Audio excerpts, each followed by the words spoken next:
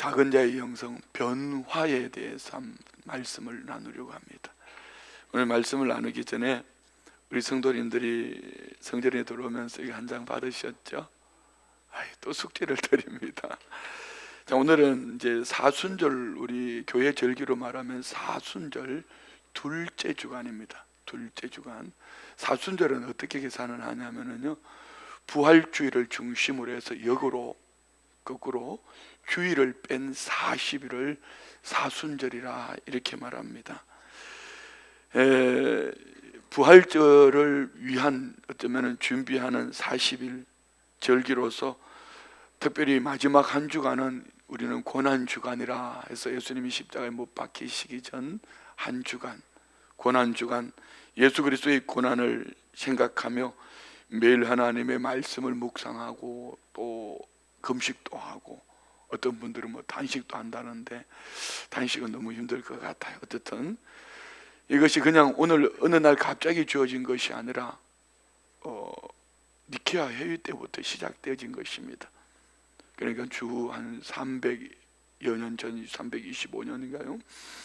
근데 유럽 중세 시절에는 안식일과 더불어서 금 6일 고기를 먹지 않는, 유럽 쪽의 사람들은 뭐 늘 고기를 먹고 사는데, 그러다 보니까 생선 외에는 고기를 먹을 수 없었던 그런 시절에 그들은 하루를, 참 1년을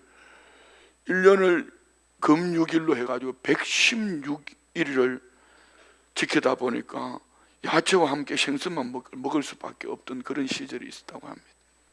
냉장 기술이 발달하지 않던 시절이라서 생선을 염장을 하고 또 훈제로 저장해서 먹으니 무슨 생선의 맛이 있겠어요? 그래서 그 미식의 나라라고 말하는 프랑스에서조차도 생선은 소스, 우리로 말하면 양념 맛으로 먹는다, 뭐 이렇게 할 정도로 그런 격언이 있다고 합니다. 그 영향으로 유럽에 있는 사람들은 생선과 해산물을 기피하는 식생활 문화가 왜 그렇겠습니까? 116일 동안 맛없는 절여진 것을 먹다가 보니까 질려버린 거죠. 여러분은 어떠세요? 사순절, 특별히 고난주간 하면은 아마 우리 주일학교 친구들은 또 엄마 아빠의 거룩함을 쫓아서 금식해야 돼, 뭐 아니면은 이것도 먹지 말아야 돼, 저것도 먹지 말아야 돼, 이렇게 하면은 우리 아이들이 의미를 모르면은 또 질릴 수도 있어요.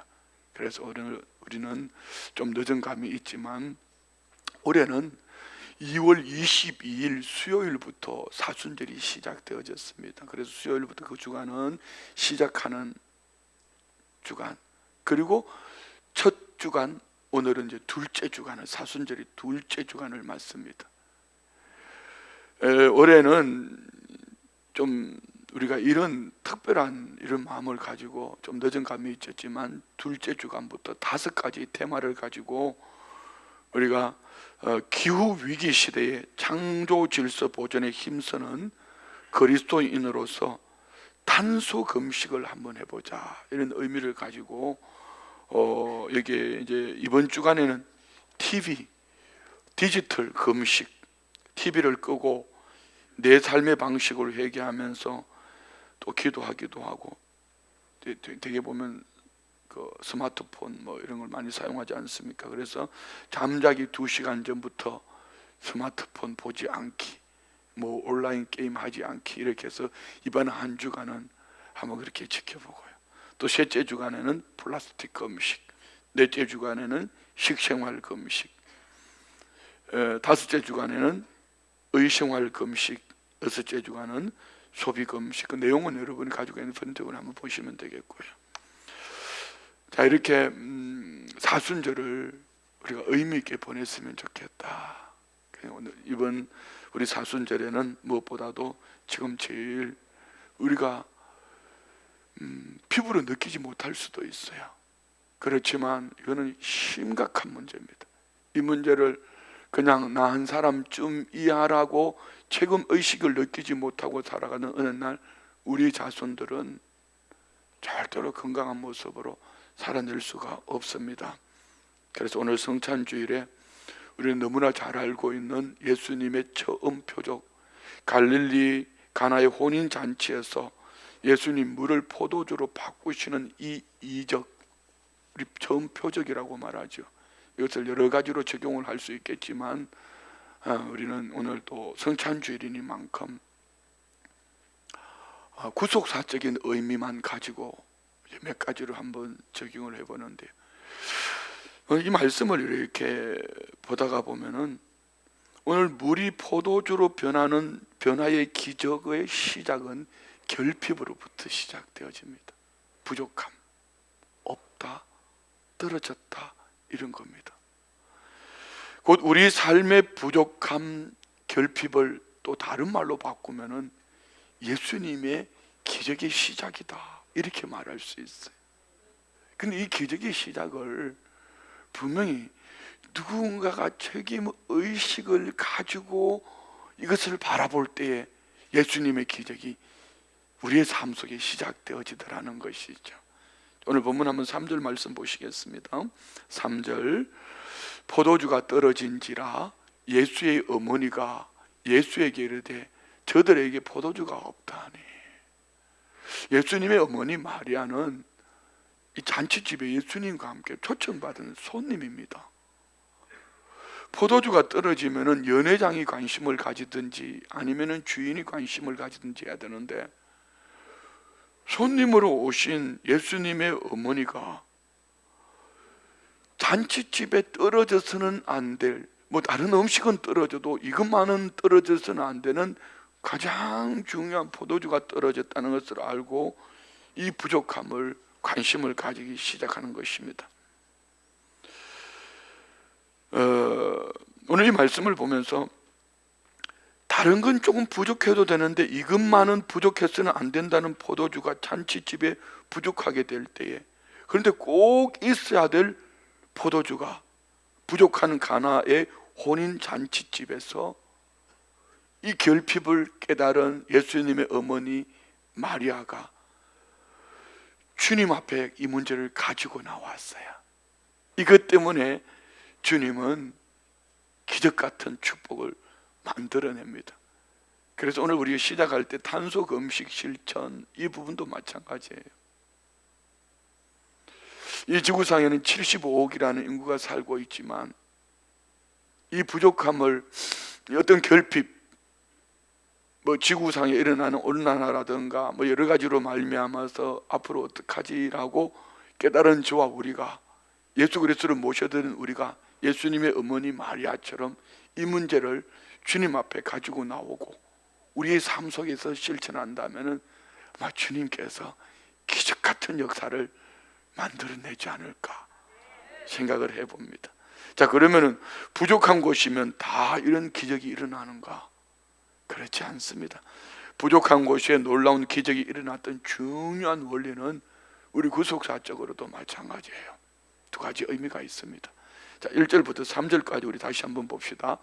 사흘째 되던 날, 이 사흘째 되던 날이라는 의미는 요한복음 1장에 나오는 몇 가지 속에서 둘째 날, 특별히 예수님이 니고데모의 고향이 이 갈릴리 가나입니다. 그리고 사흘째 되던 날 갈릴리 가나에 혼례가 있어서 예수의 어머니도 거기 계시고 예수와 그 제자들도 혼례의 청함을 받았더니 포도주가 떨어진지라 예수의 어머니가 예수에게 이르되 저들에게 포도주가 없다 하니.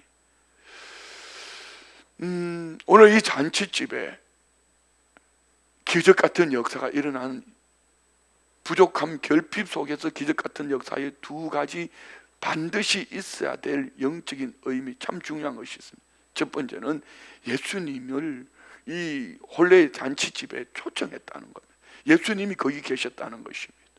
두 번째는 책임의식을 가진 누군가가 먼저 깨닫고 보고 이것을 예수님께 가지고 왔다는 것이죠. 우리 한번 적용해 보십시오. 여러분, 처음부터 쉽게 막 나는 모든 것이 넘쳐나서 예수를 믿은 분들은 없을 거예요. 우리 가정에, 우리 인생에, 내 삶 속에 뭔가 부족해요. 이 부족함을 먼저 예수를 믿은 누군가가, 아니면은 먼저 책임을 가지고 누군가가 우리가 교회 가자, 우리 예수님께 가자. 그는 예수님이 누군지를 알아야 될 겁니다. 예수님을 모셔드린 사람이죠. 그래서 그의 삶 속에 예수님이 주인 되실 때에 생각이 바뀌고 말이 바뀌고 삶이 변화된, 예수 그리스도를 구주로 영접하니, 예수님을 구주로 영접하니 더 이상 마귀의 종이 아닌 지옥 백성이 아닌 천국 백성으로 하나님의 자녀로 이런 변화가 일어난 겁니다.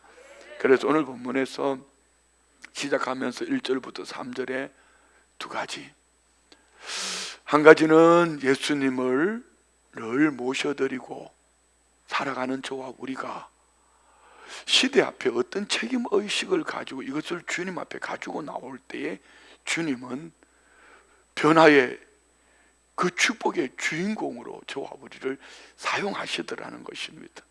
그래서 이번 사순절 기간에 우리 성도님들의 삶 속에서도 이런 은혜와 축복이 있기를 원합니다. 잔치집에 포도주가 떨어진 이 결핍의 문제를 예수님의 어머니 마리아는 어떻게 보면 내 문제가 아니잖아요. 그냥 지나쳐 버릴 수도 있어요. 우리도 마찬가지입니다. 지구 온난화 나 한 사람이 그렇게 한다고 뭐 특별히 뭐가 바뀌겠나 이렇게 생각할 수도 있어요. 그렇지만 책임감을 가지고 오늘 저와 우리가 주님께 기도하면서 쉽게 잘 안 될 거예요. 여러분, 이 한 주간 TV 금식 가능하겠습니까? 여러분, 이 한 주간 이 스마트폰 쉽지 않을 겁니다. 특별히 게임하는 친구들은 한 주간 게임하지 못한다면 이거 진짜 금단 현상이 일어날 거예요. 손이 들들 떨리고 막 어지럽다 그러고 막 죽겠다 그러고 막 이럴 거예요. 이처럼 5주간을 한번 여러분 주제에 맞게끔 한다는 건 쉽지 않습니다. 그렇지만 이 엄청난 지구의 온난화 문제, 이런 문제를 가지고 우리가 책임의식을 가지고 예수님의 어머니 마리아처럼 내가 잘 안 되지만 주님 한번 이번 기회에 내 삶 한번 바꿔주세요. 내 삶의 스타일을 한번 바꿔주셔서 나도 지구 건강한 하나님의 창조 질서에 맞는 삶으로 내가 그 주인공이 한번 돼보겠습니다. 이렇게 한번 살아내보세요. 그런데 여러분, 공동체 생활을 하다가 보면은 책임의식이 없는 사람들이 특징이 있어요. 그런데 참 알기는 또 너무 잘 알아요. 그래가지고 문제를 지적은 잘해요. 지금도 보면 그래요. 왜 그러냐? 온난화 문제, 기후 환경 이런 문제를 가지고 얼마나 언론들은 떠들고 학자들은 이 문제를 가지고 얘기하지만 잘못된 부분을 비난하는 사람은 참 많지만 대안이 없어요. 그러나 주님 나라 공동체의 변화는 부족한 부분을 누군가가 책임의식을 가지고 마치 마중물처럼 내가 먼저 한번 해볼게. 마중물이 뭔지 아시죠?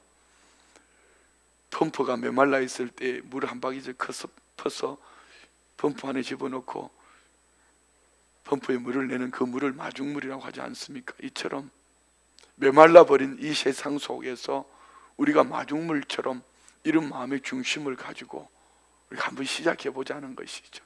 교회도 마찬가지예요. 우리 교회 안에 일어난 이런 모든 4가지 4대 비전이라든지 교회가 뭔가 하려고 할 때에 정말 목사는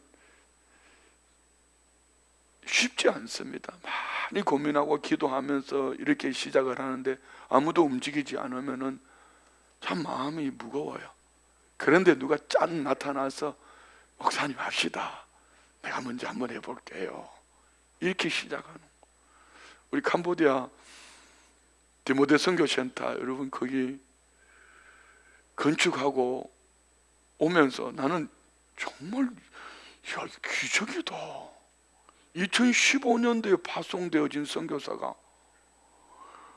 파송되자마자 얼마 지나지 않았더니만 땅을 사겠다는데, 아니 우리 교회도 빚이 엄청 많은 땅을 사겠다고 그러니 또 그 얘기를 하니까 장로님이 2가정에서 그냥 한 가정은 빚내가 왔고요, 한 가정은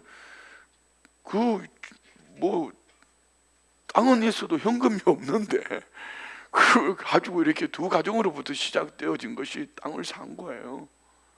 그리고 물론 건축하는 과정에서 미국에 있는 교회에서도 또 도와주기도 했지만 우리 전 성도님들이 마음을 모아서 그냥 예배당만 건축한 것이 아니라 우리 학생들 공부시키는 디모데 센터 기숙사까지 지었단 말입니다.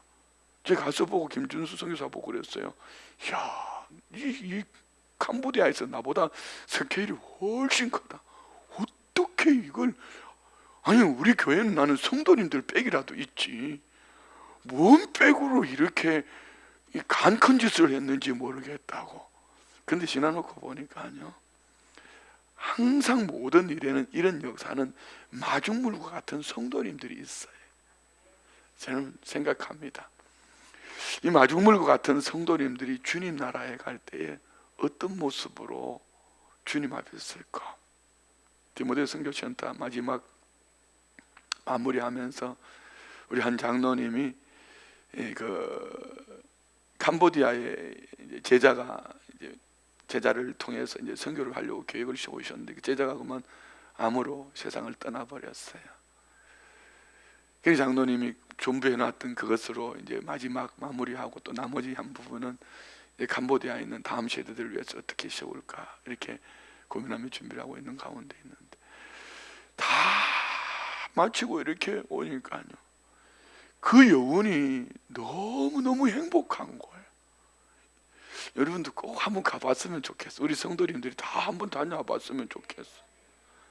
모르겠어요. 제가 지금 뭔 얘기를 하냐면은 누군가가 책임의식을 가지고 마중물처럼 보는 것, 입에 말하는 것 쉽습니다.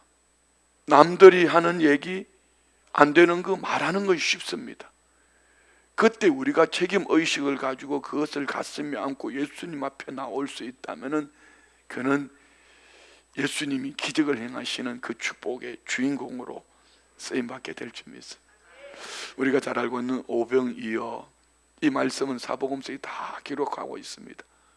특별히 마태복음에 보면은요, 마태복음 14장 15절로 21절까지인데요 15절 16절만 우리 한번 읽을까요? 저녁이 되매 제자들이 나와 이르되 이곳은 빈들이요 때도 이미 저물었으니 무리를 보내어 마을에 들어가 먹을 것을 사 먹게 하소서.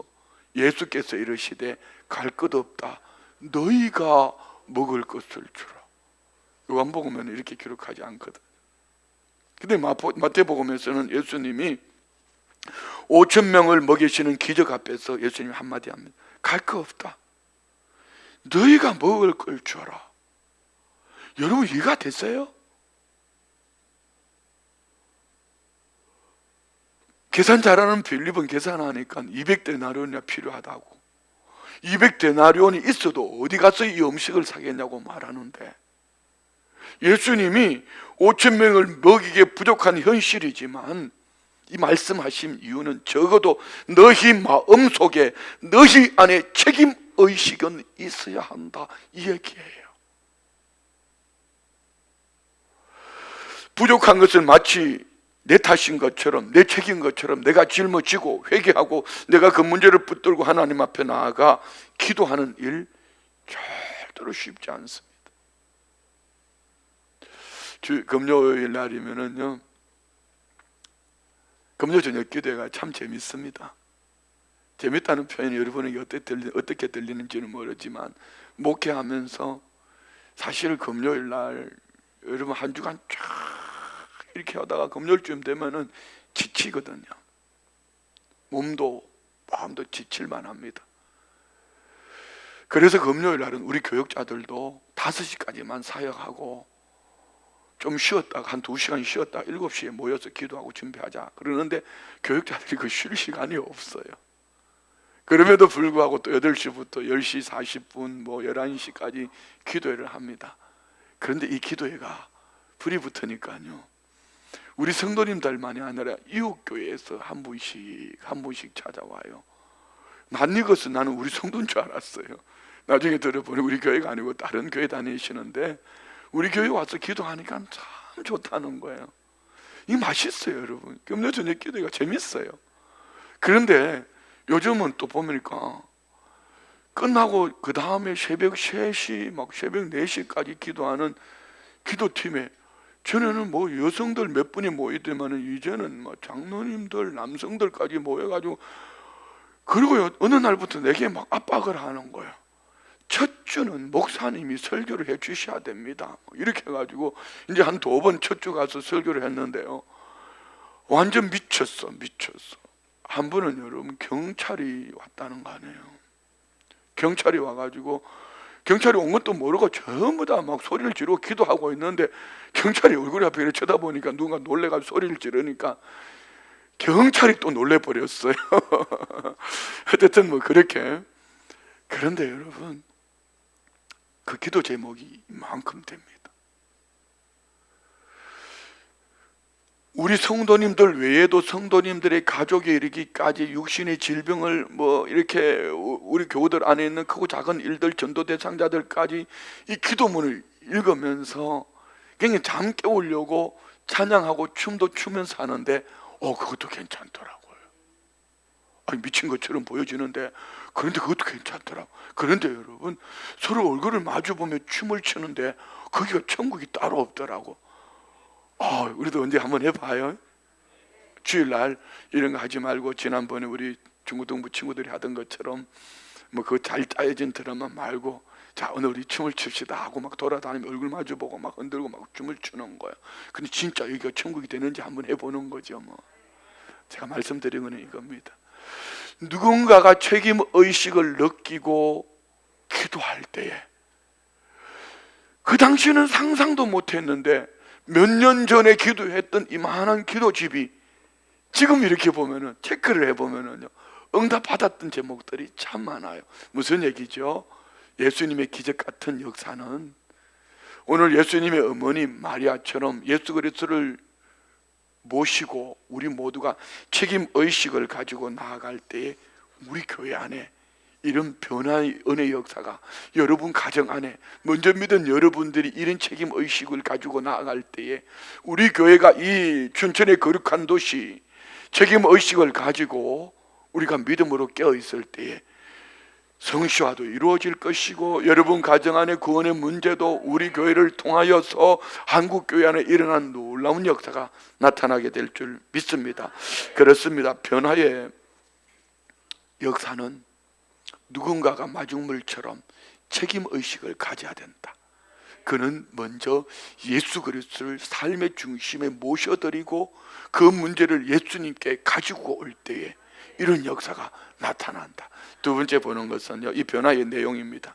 우리 잘 알지 않습니까? 물이 포도주로 변했다. 이거는 완전한 변화입니다. 화학적인 변화입니다. 물이 포도주로 변했다. 단순하게 물로 포도주를 만들었다. 오늘 잔치가 끝나버릴 집에 잔치의 흥을 돋우었다. 오늘 가나 혼인 잔치의 의미는 그런 것이 아닙니다. 11절 말씀 봅시다. 예수께서 이 첫 표적을 갈릴리 가나에서 행하여 그의 영광을 나타내심에 제자들이 그를 믿으니라. 자, 여기 두 단어를 보셔야 됩니다.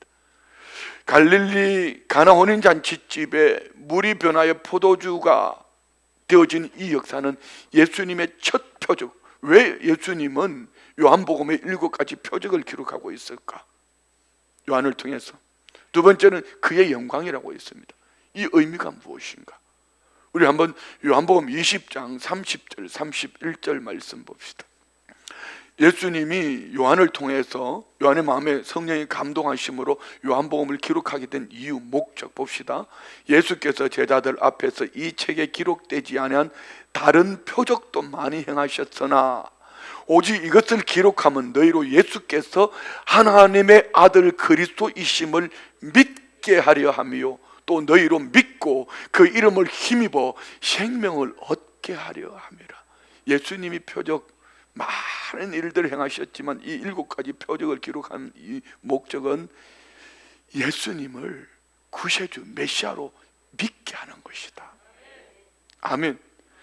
자, 그리고 여기에 영광이라고 말합니다. 영광. 우리는 이 영광에 대해서 찾아볼 필요가 있습니다. 자, 먼저 이 표적에 대해서 한번 봅시다. 3절 4절 말씀에 보면은요, 포도주가 떨어진 줄 예수의 어머니가 예수에게 이르되 저들에게 포도주가 없다 하니 예수께서 이르시되 여자여 나와 무슨 상관이 있나이까 내 때가 아직 이르지 아니하였나이다. 내 때가 아직 이르지 아니하였나이다. 내 때. 아니, 포도주가 떨어졌다고 말씀하는데 내 때하고 무슨 상관이 있어요? 그럼 지금 예수님이 이 말씀하시고 난 다음에 기적을 행하지 않으셨나요? 기적을 행하셨어요. 이 의미가 뭔가를 알아야죠. 여러분 이 말씀을 읽을 때 어떻게 읽으셨습니까? 그러면 예수님이 어머니 마리아가 말씀하실 때 내 여자여 아직 내 때가 이르지 아니하였습니다 하놓고는 금방 포도주, 그럼 이 때라는 그 한 1, 2분 차이를 말하는 걸까요? 그 얘기가 아닙니다. 때가 이르지 않았다는 이 의미는 예수님께서 십자가를 지시는 때를 말씀합니다. 그런데 예수님은 그럼에도 불구하고 내 때가 이르지 아니하였다 말씀함에도 불구하고 예수님은 이 기적을 일으키셨어요. 그럼 이 기적의 의미가 무엇입니까? 여기에 예수님이 여자여 나와 무슨 상관이 있습니까? 이 말, 어머니 이렇게 말하지 않고요, 여자여, 예수님을 내 어머니의 자리에서 보는 것이 아니라 메시아이신 예수님의 자리에서 인류를 대표하는 오늘 마리아의 얘기 속에 아직 내 때가 이르지 않았다. 잔치집에 포도주가 모자라고 부족하게 되었지만 예수님이 물로 포도주가 되는 기적을 일으키며 포도주를 공급해 주셨어요. 기적을 안 일으키신 것이 아니라. 그리고 잔치집에 떨어진 포도주로 말미암아 예수님이 더 맛있는 포도주를 만들어낸 이 가정 안에 잔치집에서 위기가 찾아왔지만 오히려 더 큰 기쁨이 넘쳐난 것은 우리의 여기에 영적인 의미가 숨겨져 있습니다.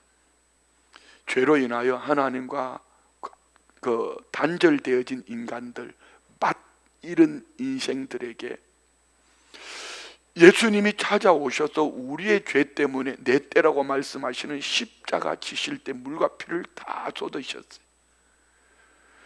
그리고 다 이루셨다고 말씀하신 예수 그리스도를 믿음으로 살아가는 하나님의 사람들에게 죄와 허물로 죽었던 자들, 맛없는 인생, 그런데 예수 그리스도를 믿음으로 말미암아 지금까지 내 인생의 잔치가 되지 못했는데 예수 그리스도를 믿음으로 말미암아 지금부터 기쁨이 넘쳐나는 잔치하는 인생으로 바꿔질 것을 오늘 가나 혼인잔치를 통해서 우리에게 말씀을 해주시는 것입니다.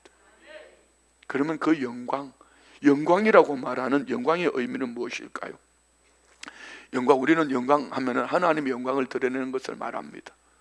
그럼 예수님의 내 때라고 말씀하시는 십자가 순환이 어떻게 하나님의 영광이 될까요? 성경은 예수님이 십자가에 죽으셔서 죄인을 구속하시는 사역을 완성하시는 것을 하나님의 영광이라 이렇게 표현합니다. 그래서 오늘 예수님이 어머니 마리아와 함께 대화하는 속에 여자여 아직 내 때가 이르지 아니하였나이다 말씀하심과 첫 표적을 11절에 나오는 이 첫 표적을 영광이라고 말씀하시는 이 말씀 두 가지는 결국 곧 예수님의 구속 사역을 통하여서 맛 잃은 인생, 죄와 허물로 죽었던 저와 우리에게 큰 기쁨이 넘쳐난 예수 그리스도를 내 삶의 주인으로 모셔드릴 때에 만나는 삶으로 변화되어지는 구속사적인 의미를 가나 혼인 잔치를 통해서 우리에게 보여주시는 것입니다. 누가복음 24장 26절 말씀에 보면은 엠마오로 가는 두 제자가 예수님이 십자가에 죽으신 것 때문에 그 참혹한 현장 때문에 맥이 팍 풀어져 가지고 이 십자가에 예수님의 십자가의 죽음을 이해하지 못하고 길을 걸어가고 있어요. 그때 부활하신 예수님이 십자가의 죽음은 구약 성경에 예언된 하나님의 구원 역사이심을 이렇게 풀어서 말씀하시는 것이 봅시다. 그리스도가 이런 고난을 받고 자기의 영광에 들어가야 할 것을 아니냐 할 것이 아니냐고 말씀하셨어요. 곧 예수님의 십자가 이 사건이 하나님의 영광을 드러내는 구약에 예언되어져 있는 구속사적인 우연히 일어난 것이 아니고 하나님의 영광을 위하여 예비하신 그 길을 예수님이 그 길을 가셨다, 이것을 말씀해 주시는 것입니다. 그리고 요한복음 17장에 보면은, 요한복음 17장은 예수님이 십자가에 달리시기 직전에 제자들을 위해서 중보하는 그런 내용이지요. 기도의 시작이 예수님이 십자가에 죽으심으로써 하나님의 영광이 드러난다, 곧 죄인을 구원하는 일이 예수님이 십자가에 죽으심으로 하나님의 영광으로 드러났다. 17장 1절 봅시다. 이렇게 말씀합니다. 예수께서 이 말씀을 하시고 눈을 들어 하늘을 우러러 이르시되 아버지여 때가 이르렀사오니 아들을 영화롭게 하사 아들로 아버지를 영화롭게 하옵소서. 십자가 지시기 전에 제자를 위해 중보하면서 그렇게 말씀하시는 거예요. 그래서 오늘 우리는 이 말씀 안에서 여자여 내 때가 이르지 아니하였다는 말씀과 첫 표적과 영광이란 이 말씀 속에서 예수님은 가나 혼인잔치집 포도주의 결핍을 통해서 결핍의 문제를 내 책임 의식을 가지고 나온 예수님의 어머니 마리아가 주님께 요청했을 때 주님은 물이 변하여 포도주가 되어지는 이 기적 같은 역사 속에 우리에게 뭘 말씀해 주시는가? 맛 잃은 인생에 예수님이 찾아오셔서 누구든지 주의 이름을 부르는 예수 그리스도를 구주로 모셔드리는 예수님을 믿음으로 살아가면은, 인격의 주님을 만나면은, 사실 그렇잖아요. 여러분 그러셨지 않았습니까? 처음 주님을 만날 때에 참 그렇게 좋은지요.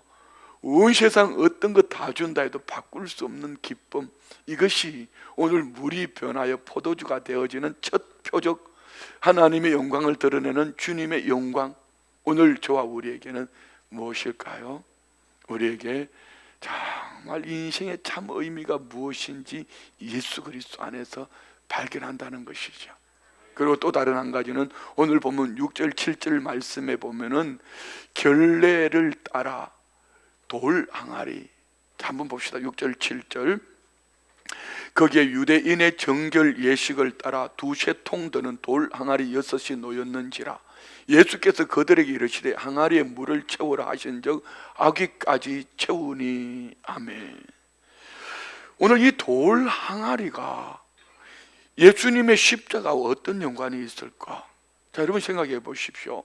포도주가 떨어졌으면 이 물을 어디다 채워야 되죠? 포도주는 가죽 부대에 담으니까 가죽 부대에 물을 채우라고 말해야 되지 않습니까? 그런데 오늘 돌 항아리에다가 물을 채우라고 말씀합니다. 근데 여기에 돌 항아리를 얘기하면서 유대인의 정결 예식을 따라 두세 통 드는 돌 항아리 6을 말했습니다.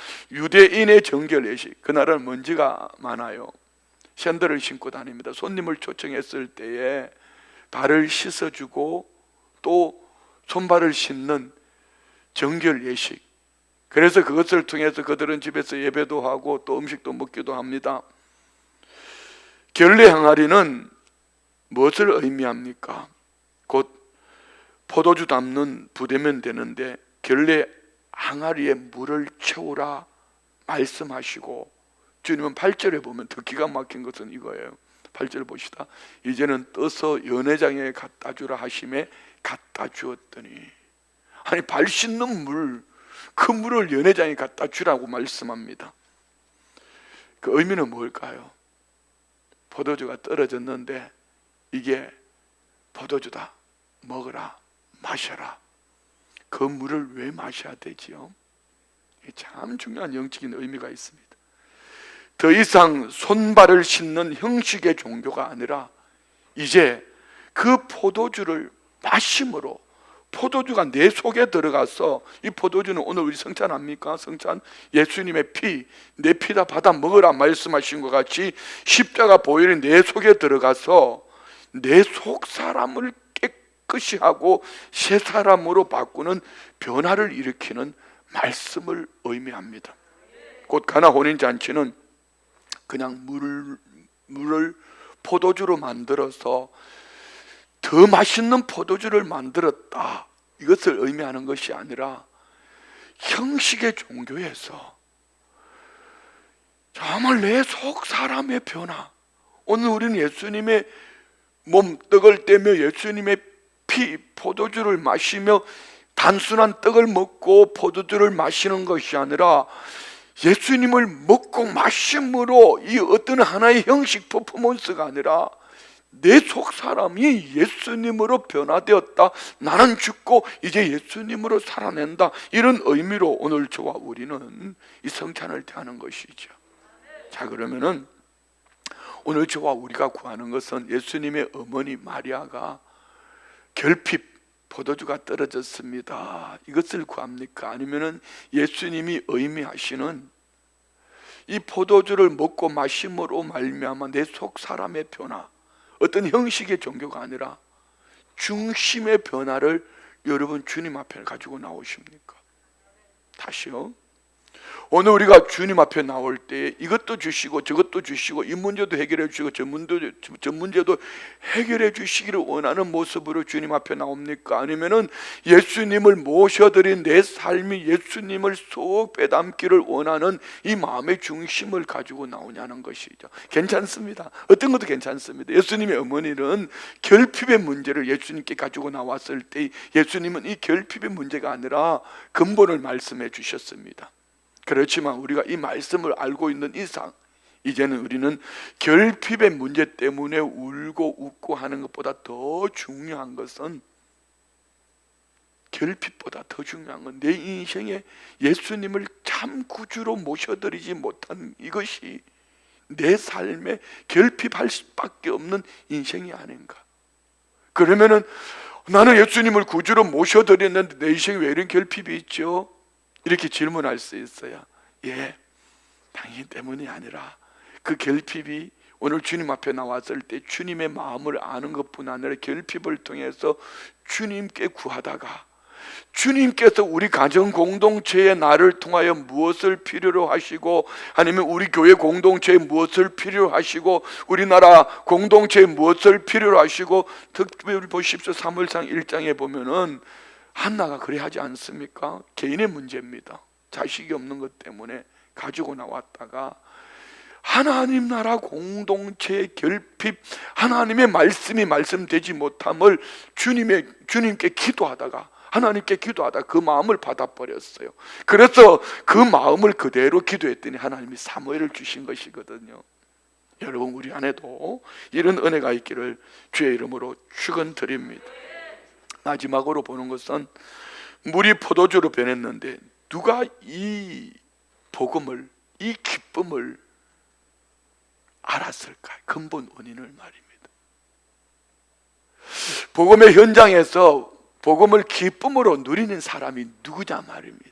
여기 많은 예수 믿는 분들이 많아요.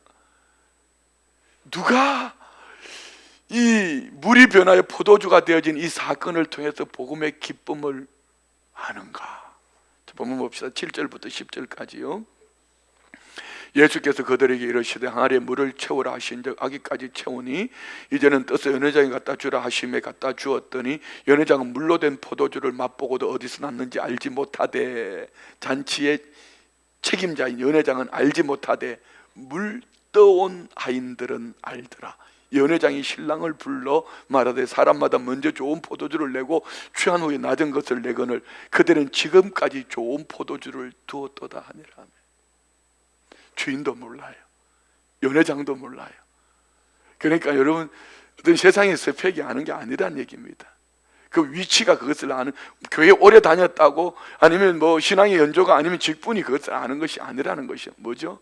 주님 말씀에 끝까지 순종한 자만이 그것을 안다는 거예요. 자, 여러분이 인생의 결핍으로 끝내버리지 말고 이 결핍의 문제를 주님 앞에 나와서 말씀하신 대로 한번 끝까지 순종해 보십시오. 그러면 우리 어록이 있잖아요. 어록. 천국에는 쓰레기통이 필요 없다. 고난의 껍질을 깨면 축복의 통로가 보인다. 고난은 가면이다. 가면.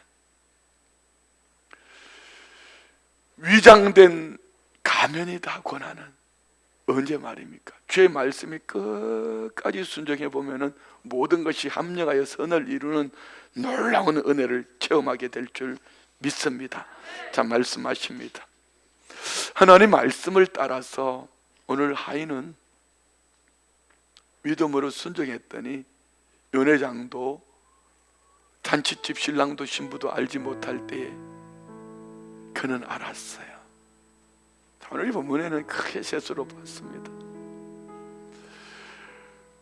우리는 시대 앞에 결핍을 나의 문제로 책임의식을 가지고 예수 믿는 저와 우리가 예수님 앞에 가지고 나오는 거예요. 그랬더니 예수님이 표적, 주의 영광, 돌 항아리, 형식의 종교가 아니라 너 내 피를 마셔라. 내 몸을 먹어라. 예수님의 몸 떡을 먹고 포도주를 마시는 속 사람의 변화. 이 복음은 누가 맛보아 하는가? 말씀하신 대로 믿음으로 순종하는 자가 그것을 알게 되더라는 것입니다. 오늘 저와 우리의 작은 자의 영성은 변합니다. 변화는 먼저 믿은 저와 우리가 책임의식을 가지고 주님 앞에 나와야 합니다. 두 번째는 예수님을 먹고 마시는 가운데에 나의 변화된 모습들이 그들에게 보여지고 누군가도 나와 같이 예수님을 먹고 마시는 삶이 되도록 우리가 순종하여 하인처럼 믿음으로 물을 떠다 줄 수 있는 이런 은혜가 있기를 주의 이름으로 축원드립니다. 우리 다 같이 말씀을 생각하면서 합심으로 기도하시겠습니다.